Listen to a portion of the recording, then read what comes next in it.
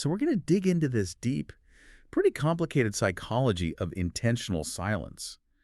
I mean, not just what happens when you stop talking, but what happens when the absence of your words becomes this charged and deliberate presence. Right, and it's built around a paradox that I think a lot of people feel very acutely. Absolutely. It's that feeling, isn't it, of walking away from a discussion you felt you won on points. Yeah. You laid out all the facts, your argument was perfect, but you still lost in spirit. Yes, that unsettling feeling, a kind of knot in your throat. The sense that by just engaging, by speaking, you somehow gave up a piece of your own internal strength. Exactly. And the common impulse, the way we're all sort of conditioned, is to believe that engagement is validation. If you don't fight back, if you don't correct someone right away, you're weak. It feels like a tactical failure. That's the illusion we really need to unpack. That idea that your strength is draining away simply because you chose not to engage. We're aiming to understand how real sovereignty, real power, often lies not in the words you say, but in their deliberate strategic absence. It's a subtle shift. A huge one, but it completely redefines personal power. And that's the journey we want to explore, from that reactive noise to a kind of internal silent authority. Okay, so let's start with that compulsion, that feeling we all have. Why is the need to respond, to rebut, to correct?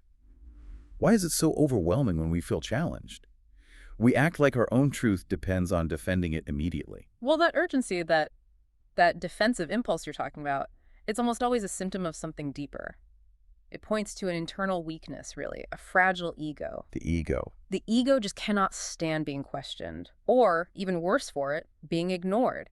It takes any disagreement and frames it as a personal attack. I mean, think about the last time you saw a comment online that was just wrong about something you cared deeply about. Well, yeah. What's that first physical feeling? It's a tightening, a rush of heat. That's the ego, throwing up its defensive armor. That's a really important reframing. So the conversation stops being about truth, and it becomes about the ego just trying to maintain control. Exactly. It's a battlefield.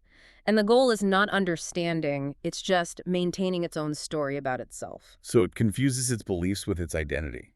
Precisely. If the beliefs get shaken, the whole self-structure feels like it's about to collapse. So arguing, in that sense, isn't about learning anymore. It's purely about survival, surviving an intellectual challenge. And following that logic, isn't that where the real loss happens? I mean, if I feel so compelled to spend my energy justifying my position to someone, haven't I already lost the internal battle? You've already surrendered the battleground. Yes. I've shown that their perception of me matters more than my own internal certainty. You've accepted their rules. By showing that you desperately need to be understood or validated by them, you're revealing a dependency. And this desire to be seen as good or correct, that's the very thing that keeps an individual sort of subjugated, trapped by other people's expectations. I wonder if that connects to this idea of like a herd morality, this internalized pressure to just conform to what the group thinks is right. So if my self-worth is tied to that, then being ignored feels like an existential threat. It's the desire to be swallowed up by the comfort of the collective, right? But true strength is the opposite. It's the ability to hold your own view, to be completely unshaken by criticism, and to be thoroughly misunderstood without scrambling to clarify. So the moment you run out there to explain yourself, Let's just confirm that the other person found your leverage point, they pulled the string, and you danced. I see that, but let's push on that for a second. Is it too absolute to say all argumentation is just the ego? Yeah. I mean, where's the line between that and genuinely standing up for a core value? Or just defending a boundary? Sometimes you have to use words. That is a critical distinction, and I think it comes down to the source of the impulse. The time lag, maybe? Are you responding from what we could call the reactive mind, or are you acting from the observing mind? The reactive mind versus the observing mind. The reactive mind is pure impulse. It's emotion. It's the immediate need for self-defense. It just snaps back. It's subjugated because it's predictable. You know exactly which buttons to push. Okay, and the observing mind. The observing mind, it stays calm while everyone else is losing their control. It operates above the need to prove anything because it's already done the calculation. It's weighed the cost of getting involved against the actual value of the outcome. It sees the whole reactive argument as a kind of theater. The person who jumps up first is already lost. They've shown their vulnerability. They've shown everyone in the room where their buttons are. So the observing mind processes the challenge. It understands where it's coming from, which is usually the other person's own insecurity, and then it makes a sovereign choice. A choice which often, but maybe not always, is silence. Exactly. It's about deciding if the external noise is worth your internal energy. And if the answer is no, then silence isn't surrender. It's a strategic refusal to play their game. It's a sign of immense confidence. This is the pivot point then. If we agree that power isn't just in winning with words, that words can actually betray us, how do we put this into practice? What does that silent, unwavering strength actually look like? If we stop being the puppet reacting to every little jab, how do we become the one holding the strings? Well, that requires a shift in understanding. You have to see that silence isn't just passive. It's not doing nothing. It's about imposing a palpable presence. The strength we're talking about is self-control taken to its absolute limit. It's the authority that comes from commanding your own energy. Okay, let's get into the mechanics of that. You describe silence not as a vacuum, but as an overwhelming presence. That sounds really destabilizing for the other person. Why does just taking away resistance create so much internal pressure on them? Because in a tense moment, intentional silence acts like a very unflattering mirror.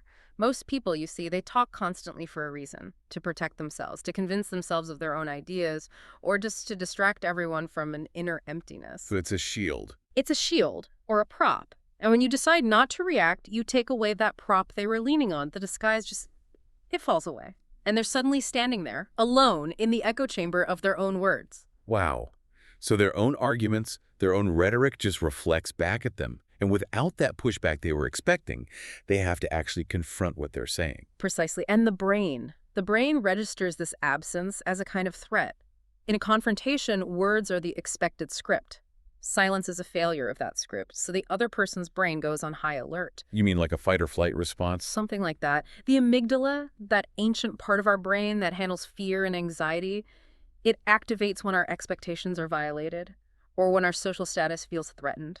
Silence pulls that alarm because the fight they were gearing up for just vanished into a void. And that void gets immediately filled with their own baggage, their own psychology. Yeah, 'cause that's the moment of projection. They start guessing. Is he judging me? Did she notice I fumbled that fact? Does he know I'm just bluffing? That's the invisible weapon. It is. The silent person is just absorbing information, watching the distress signals. Meanwhile, the speaker is busy self-destructing under the weight of their own assumptions. They've lost control of the narrative. And for a certain kind of ego, that is just intolerable. I can see how this would be incredibly effective against manipulation. If someone is trying to gaslight you, for example, what they need is an emotional reaction. Anger, confusion, anything. If you don't give them that fuel, the whole engine just stalls. Manipulators thrive on emotional control. Your reaction validates their power and keeps the game going. Non-reaction breaks the cycle instantly. When you meet an attack with stillness, the manipulator has two choices. They can escalate wildly, which just exposes their own lack of control. Or they retreat. The silence forces them to reveal the very instability they were trying to hide. So the silent observer becomes this terrifying, unpredictable variable. The superior person knows that every word is ammunition for the enemy. Every emotional reaction is a scream that reveals exactly where to attack next. And it goes even deeper than that. It's not just about ego games. It can touch on existential pain.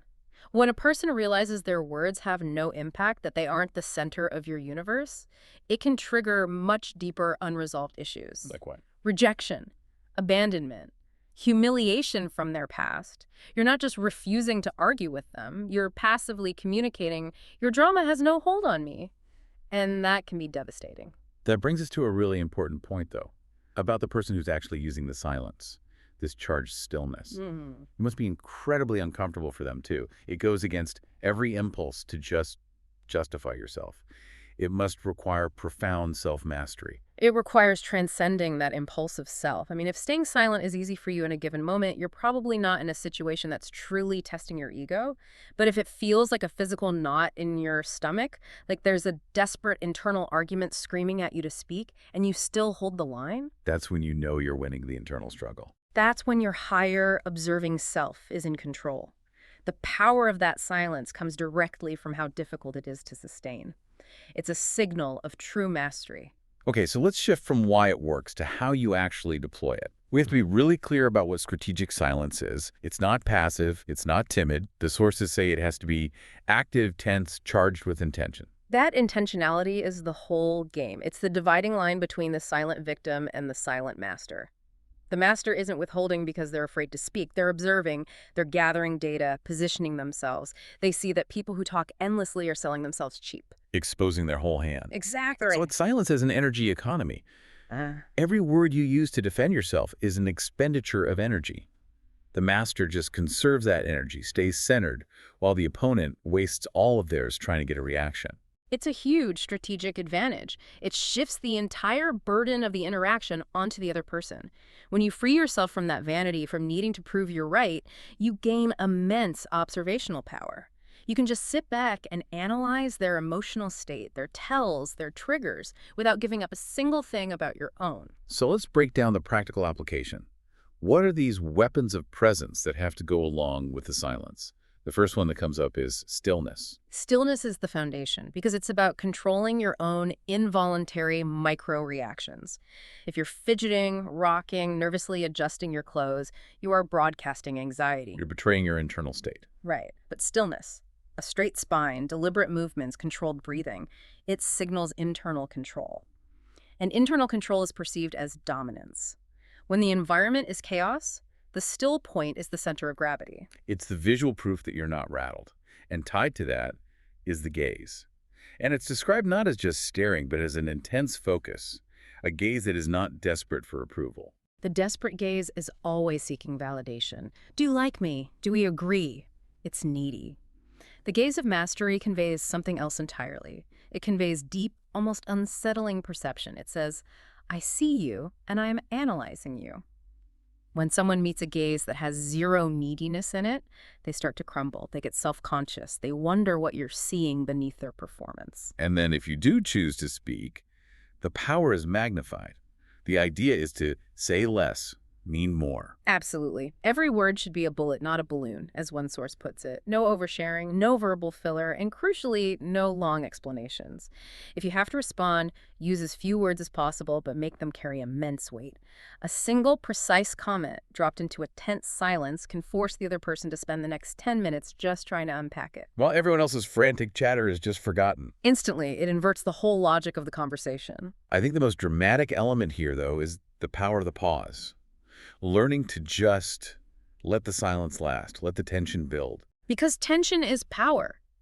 When you allow a long silence to hang in the air after someone challenges you, their internal collapse just accelerates. Their mind will rush to fill that void with their own fears, their own paranoia. A long pause before you speak signals that you are not rushed, you are not desperate, and therefore, what you are about to say is worth hearing. And all of this together creates unpredictability. If people can't guess what you're going to do next, if you'll respond with a sharp comment or just more unnerving silence, they lose their psychological advantage. They get cautious around you. You become an enigma, and enigmas are always feared or at least respected. They try to pull you into their game of reaction, but you just refuse the bait, and it leaves them constantly off balance. Okay, we've laid out this idea of strategic silence as a tool of power, of superiority. But now we have to look at the shadow side. What happens when silence isn't a tool of mastery, but a symptom of profound inner defeat? How do we tell the difference between the silent warrior and the silent victim, in ourselves and in others? That is the essential and most painful question, isn't it? Because if you haven't forged that internal solidity, if you haven't mastered your own mind first, then silence is just. It's a containment strategy. It's a dangerous surrender that ultimately leads to self-destruction. Let's shift into that darker space then. Because there's so many times when silence is not a strategy, it's a silent scream of submission. We're all conditioned to believe that maturity is swallowing your anger, avoiding conflict, just conceding for the sake of peace. And that leads to this tragic state of domesticated surrender, the quest for a false peace. And this kind of silence, the submissive kind, it's often used by others, family, colleagues, partners, who know that the silent person will never truly push back. They know they can impose their will, occupy that person's space, and just drain their energy without any consequence. It's the silent person paying this huge psychological price for a harmony that isn't even real. And you rationalize it, right? It's not worth the fight, or I'm being the bigger person. But really, you're being used. This is the morality of resignation, a value system built by people who prioritize comfort over authenticity. It teaches you to nullify your own presence, to make yourself smaller, and then feel virtuous for being the nice one. But this quiet compliance is the absolute opposite of the will to power, which demands self-domination. The psychological damage there seems immense. If you accept that silence of submission, you are just. Yeah. You're surrendering your power completely. You stop being yourself. You're just shaped by what others need you to be to keep them comfortable. It's a quiet betrayal of the self. And it creates this deep, burning resentment inside. Because the mouth is closed, but the mind is screaming. Look, true strength isn't about shouting someone down. It's about mastering your own impulses. If you are silent because you are genuinely afraid of the consequences of speaking, you're a victim. If you are silent because you know your words are unnecessary to assert your presence, you're the master. So there has to be this internal revolution. You have to consciously kill that submissive silence and replace it with the silence of presence, the one that doesn't bend, that doesn't apologize for existing. The silence that commands respect is an internal boundary. It's an affirmation of who you are, whether anyone else gets it or not. Submission silence is a wall you build around yourself to hide. Present silence is a wall you build in front of yourself to be respected. It's the difference between hiding and owning your space. So if true strength is this internal mastery, where do you even forge that kind of authority? It can't be learned in the noise of social interaction. That's constantly pulling you towards reaction and external validation. Yeah. It seems like I have to go somewhere else. You have to go to the one place modern society is terrified of: solitude. The fear of being alone is really the fear of confronting your raw, unmasked self. And that fear is everywhere. People actively avoid it. They fill every single minute with stimulation notifications, work, social media. We seem pathologically terrified of being alone because it means facing ourselves without any distractions. That constant talking, the busyness, the need to be seen, it's all a form of emotional anesthesia. It's to prevent you from confronting that abyss of inner silence where all the insecurities, the fears, the unresolved stuff, it all starts to surface. The mind is conditioned to run from that discomfort. So our busyness is really a sickness of distraction. It prevents us from knowing who we are outside of our social roles. Absolutely. Solitude is it's the surgical space where the true self starts to emerge, stripped of all the social masks. And that's why it has to be redefined, not as a punishment, but as a privilege. Yeah. A sacred space where the spirit gets stronger. It reframes loneliness completely. It becomes the ultimate test of freedom. I think it was a philosopher who said something like, "He who cannot endure solitude does not love freedom." Because freedom requires not depending on anyone else for your sense of self. Yes, you have to be whole and complete, even when there are no witnesses. The superior spirit is recognized by its ability to seek out isolation. The ordinary person fears their own internal chaos and wants external structure. The strong person seeks out that chaos, knowing that's the only way to build a genuine inner order. So how does that internal work, that refinement in solitude, connect back to conversational power? How does it make the silence dense instead of just empty? Because the silence that comes from voluntary solitude is forged through self-confrontation. It's not a performance, it's a manifestation of an internal state. The person isn't being silent to appear powerful. They're silent because they have already won the internal argument. The desperation for external validation is just gone. So when a person who has genuinely spent time in that crucible of solitude walks into a room, their silence isn't just empty space. It has weight. It's an extension of an impenetrable internal presence. And it acts like an alchemical cleanser. That dense presence doesn't just protect them from external noise, it purifies the environment around them. It dissolves the drama. All the external chatter it dies from a lack of fuel. It's the highest form of self-sovereignty, and you can feel it immediately, even if you can't explain why. Which brings us to the final, I think, most profound stage of this. When silence stops being a tool or a strategy and becomes your actual identity. The sources describe it as absolute presence, a force that imposes itself without needing to raise its voice. Yeah. An uncontestable force. It is the ultimate verdict. Words are always subjective, right? They're open to debate. But a true, deeply rooted silence is beyond language. It's absolute. It occupies space like an invisible, immovable object, and it disarms reactive people just by existing. It's the overwhelming force of omission. The power of denial is key there. When you deliberately choose not to respond to a provocation, the message you're sending is both elegant and brutal. It's, your attempt to draw me out does not warrant the slightest expenditure of my energy. It's a practical demonstration of hierarchy. In a society that is frantic to be seen and heard, the one who calmly chooses not to speak automatically elevates themselves. They don't compete for attention, they command it through their lack of action. Silence becomes a mirror that reflects the attacker's own foolishness back at them. The victory is invisible to most, but it's deeply felt by the person who challenged you. And it's crucial that this isn't silence born of fear. It's born of immense self-awareness. It's knowing you could verbally dismantle the other person, but choosing not to because you've already won the internal battle. That level of refinement speaks volumes. And that refinement allows you to use speech in a totally different way, what you could call the amplified word.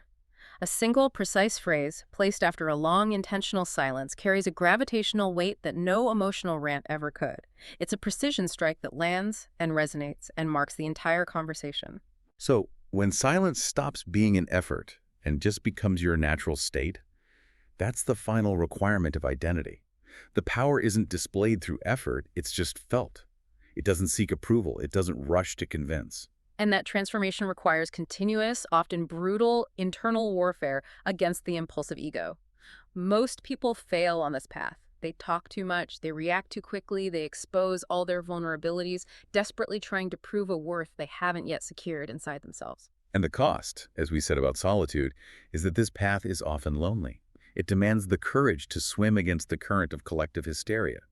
You have to endure that discomfort of emptiness until you realize it was actually full of your true sovereign self all along. When you reach that state, you start reacting and you start acting. You speak less, but when you do, you change the environment. You stop chasing the need to be heard because you understand that those who have something truly powerful to say don't need to chase an audience. The audience will eventually come to them, waiting for the pause to end. Which leaves us with the final demanding question, one that's aimed entirely at the core internal conflict. Do you, listening to this, possess the inner solidity and the self-mastery that's required to sustain this kind of silent power, this internal sovereignty? Or, despite everything we've talked about, will you continue to be governed by that immediate, desperate impulse to react? To react to everyone who tries to poke you or challenge you or manipulate you? Living with this kind of authority demands continuous self-warfare. It demands that you become the ultimate master of your own mind, even when the world outside is screaming for you to join its noise.